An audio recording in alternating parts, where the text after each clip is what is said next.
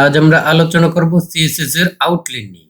CSS এর outline অনেকটা বর্ডারের মতোই, বাট একটু বিরক্তিকর।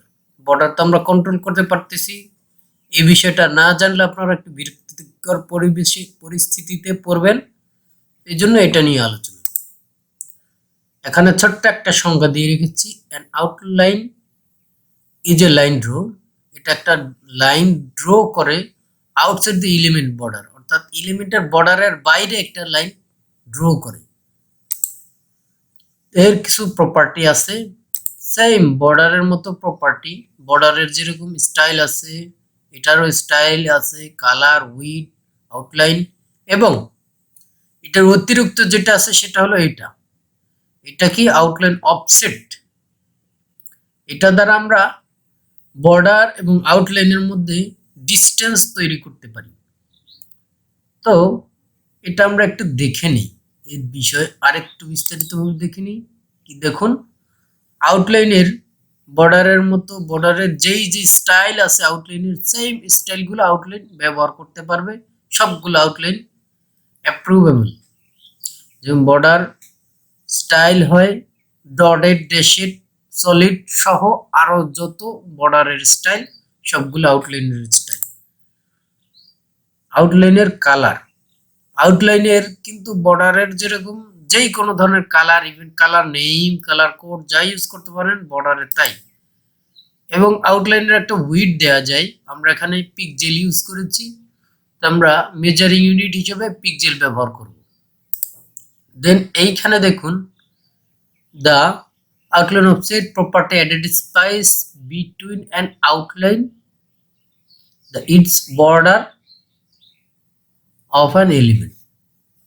এখানে ছোট্ট করে বলে দিয়েছে যে আউটলাইনটা হলো বর্ডার এবং এলিমেন্টের বর্ডার এর মাঝে, অর্থাৎ এইখানে আউটলাইনটি স্পেস দেয় এলিমেন্টের আউটলাইন এবং বর্ডারের মাঝে, সেটাই বলে দিয়েছে। এবং নিচে ছোট্ট করে আউটলাইন একটা প্রপার্টি লেখা আছে, এটা হলো শর্ট হ্যান্ডের জন্য আমরা একবারেই আউটলাইনটি ইউজ করতে পারি। এই শর্ট হ্যান্ডের মাধ্যমে এটা হলো উইডথ, সলিড হলো স্টাইল, এবং গ্রিন হলো কালার। এই তিনটে প্রপার্টি আমরা যেরকম কালারে একসাথে শর্ট হ্যান্ড ইউজ করেছি, এইটাও এই শর্ট হ্যান্ড ইউজ করা যায়। তো চলুন আমরা সরাসরি কোডে চলে যাই। স্ক্রিনে লক্ষ্য করুন, নতুন একটা ব্রাঞ্চ আমি কিন্তু ক্রিয়েট করে রেখেছি। আপনারা কমান্ডটা উপরে স্ক্রিনে দেখতে পাচ্ছেন। আমাদের এখন যেটা করতে হবে সেটা হলো আমাদের কোড এডিটরে আমাদের এই প্রজেক্টটা প্রথম ওপেন করতে হবে। ওপেন করতেছি। হ্যাঁ, আমাদের প্রজেক্টে কিন্তু এখানে ওপেন হয়ে গেছে। আমরা সুন্দরভাবে আমাদের প্রজেক্টে এখানে দেখতে পাচ্ছি। আমি যেটা করেছি সেটা হলো একটা ফর্ম ক্রিয়েট করেছি, সাইন আপ ফর্ম, এবং সাথে কিছু স্টাইল ইউজ করেছি। আপনারা আউটপুট একটু দেখলে আপনারা বুঝতে পারবেন। আউটপুটটা এখান থেকে দেখে নিই। আমরা এখানে লক্ষ্য করুন, আউটপুট কিন্তু চলে আসছে। আমি এখানে বর্ডার ইউজ করেছি।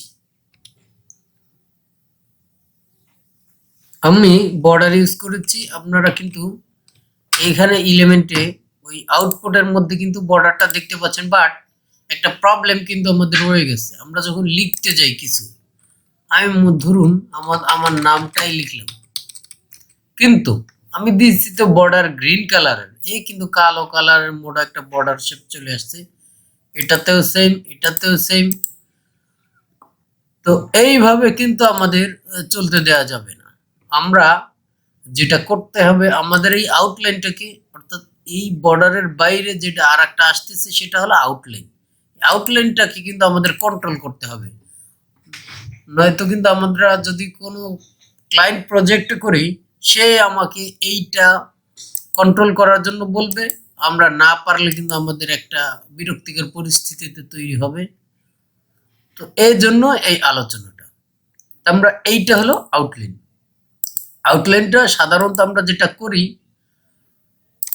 প্রথমে আমরা আউটলাইন নান করি। নান একটা প্রপার্টি আছে, এটা আউটলাইন নান করে দিই। আউটলাইন নান করে দিলেই কিন্তু আমরা বর্ডার দিয়ে আমাদের প্রজেক্টে সুন্দরভাবে কন্ট্রোল করতে পারতেছি, কোনো প্রবলেম না। এখন যাই লিখি কিছুই কোনো প্রবলেম হচ্ছে না। আমরা এর মধ্যে একটু প্যাডিং দিইনি, আমরা ইনপুট ফিল্ডের মধ্যে একটু প্যাডিং দিলে বোধ হয় একটু সুন্দর লাগতো।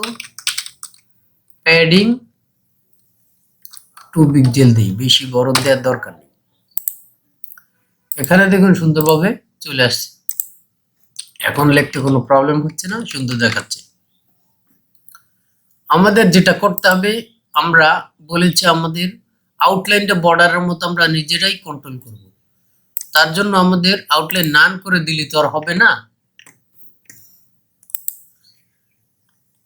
জন্য আমাদের নান না করে আমরা কাজ করি, আউটলাইনটা আমরা দেই, আউটলাইনের একটা স্টাইল দিই। আউটলাইন স্টাইল, সরি আউটলাইন সরাসরি চলে আসছে, স্টাইল দিলাম। স্টাইল দেওয়ার পরে আউটলাইনের স্টাইলটা যদি ডটের দিই, যেহেতু আমরা বলেছি যে বর্ডারের সকল স্টাইলে সাপোর্ট করে, এই জন্য ডট দিলাম। ডট দেওয়ার সাথে সাথে দেখুন আমাদের এই যে গ্রেইন যে কালার, যে বর্ডারটা, বর্ডারের চারপাশ থেকে আবার কালো কালারের ডট চলে আসছে আউটলাইনটা। তো আমরা এটাকে একটু বর্ডার থেকে আলাদা করার চেষ্টা করি। এর জন্য আমাদের যে প্রপার্টিটা ইউজ করতে হবে, outline offset. Outline offset use করলাম 5 পিক্সেল, তাহলে আমরা ডিসটেন্সটা তৈরি করলাম বর্ডারের মধ্যে। এর মধ্যে দেখুন এর মধ্যে সুন্দরভাবে বর্ডারের মধ্যে এর মধ্যে ডিসটেন্স চলে আসছে, আমরা পার্থক্যটা বুঝতে পারতেছি। আউটলাইনটা আমরা এইভাবে কন্ট্রোল করতে পারি। আউটলাইনে দেখুন এইভাবে সুন্দরভাবে আমরা আমাদের মতো করে এটাকে কন্ট্রোল করতে পারি। তা আমরা যদি চাই যে আউটলাইনের শর্ট হ্যান্ডটাও ব্যবহার করতে পারবো। আউটলাইন 5 পিক্সেল, সরি 1 পিক্সেলই দিই, 1 পিক্সেল সলিড গ্রিন, সরি এটা তো বর্ডারের সাথে মিলে যাবে, দেখাবে না, রেড। ওকে, দেখুন এটার কিন্তু রেড চলে আসছে। আমরা আর এক কাজ করি, আমরা যদি বর্ডারটা ইউজ না করি, বর্ডারটা ইউজ করলাম না, এর অফসেটটা ইউজ করলাম না, দেখুন আমাদের বর্ডারের মতো কিন্তু আউটলাইনটা কাজ করবে। এখন কিন্তু আমাদের বর্ডারটা নেই, সুন্দরভাবে দেখুন আউটলাইনটা আমাদের বর্ডারের মতো করে কাজ করতেছে, এইভাবে আমাদের বর্ডারের মতো কাজ করতেছে। সাধারণত আমরা আউটলাইনটা যখন প্রজেক্ট করি, ম্যাক্সিমাম প্রজেক্টের ক্ষেত্রেই আউটলাইনটা কি করি, নান করে রেখে দিই, যে আউটলাইন আমাদের দরকার নেই, আউটলাইন তুমি নান থাকো। তো নান করলে কি হবে, দেখুন এইখানে কিন্তু আউটলাইন কিছু আসে, ইনপুট ফিল্ডটা কিন্তু আসছে, বাট কোনো বিরক্তিকর কোনো বর্ডার টর্ডার চলে আসে নাই। আমরা এটাকে তখন আমরা কি করি, বর্ডার একটা ইউজ করে দিই, যে আউটলাইন নাই বাট আমরা বর্ডার ইউজ করতে পারি। তো অনেক অনেক ক্ষেত্রে আপনারা যখন এই ধরনের সিচুয়েশনে পড়বে, তখন এই আউটলাইনটা নিয়ে কাজ করতে হবে, বা আউটলাইন আপনাদের মতো করে কন্ট্রোল করতে হবে। না হলে কিন্তু এই প্রজেক্ট করতে গেলে, ডিজাইন করতে গেলে, ডিজাইনের ব্যাপারে আউটলাইনটা খুবই একটা ঝামেলা সৃষ্টি করে। তো এই পর্যন্তই ছিল আমাদের আউটলাইনের আলোচনা। আরো বিস্তারিতভাবে আলোচনা করা যেত। আপনারা আউটলাইনের বর্ডারটা, অর্থাৎ বর্ডার প্রপার্টিটা ইউজ করেন, তো ওটাই দেখেই বিস্তারিত বুঝে নেন যে বর্ডারে যে যে বিষয়গুলো ব্যবহার করে সেম ভাবে আউটলাইনে ওই ওই বিষয়গুলো বিস্তারিতভাবে মনে করেন বলে নেই, বাট ওইটাই আপনারা ইউজ করেন। আপনার বর্ডারের ক্লাসটা যদি না দেখে থাকেন, আবার একটু দেখে নিতে পারেন। তো ধন্যবাদ সকলকে। আমাদের এই কুইক ডেভেলপমেন্ট ইউটিউব চ্যানেল থেকে আপনারা ধৈর্য ধরে ধরে বিষয়গুলো শিখতেছেন, শিখতে পারতেছেন কিনা, কোনো প্রবলেম হচ্ছে কিনা, এই বিষয়গুলো নিয়ে আমাদের সাথে আপনি ডিসকাস করতে পারেন। আমাদের Facebook group quick development programming community, এবং সাথে আমাদের কুইক ডেভেলপমেন্ট ফেসবুক পেজটা ফলো দিয়ে রাখতে পারেন। আপনাদের বিভিন্ন বিষয় এখানে পরামর্শ দেওয়া হয় এই ওয়েব ডিজাইন রিলেটেড। ধন্যবাদ। আল্লাহ হাফিজ।